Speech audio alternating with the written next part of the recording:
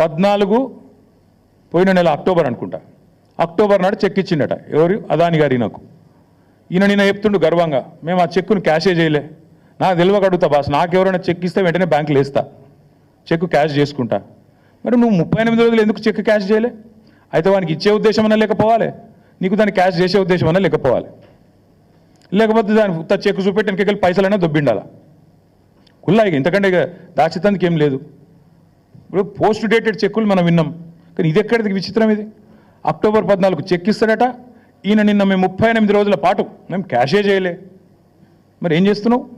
ఇంకొకటి అడుగుతున్నా నేను, అసలు అదాని దొంగనికి నిన్న తెలిసిన అది మొన్న మహారాష్ట్రలో ఏం మాట్లాడినావు? నిన్నగాక మనం వీడియో చూపెట్టమంటే చూపెడతాం మీకు. ఇప్పుడు మీరు కూడా చూసి ఉంటారని చూపెడతలేను.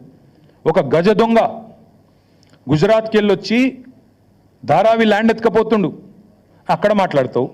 ఇక్కడికి వచ్చేమో మళ్ళీ నిన్న సుధపూస లెక్క కూర్చొని నిన్ననే తెలిసింది నాకు దొంగ అని, రాహుల్ గాంధీ నెత్తిమికెళ్ళి 2 చంపంగానే తెలిసింది, ఇదివరకు తెలియదు అన్నట్టు మళ్ళీ యాక్టింగ్ లేంది, స్వాతిముత్యం యాక్టింగ్లు.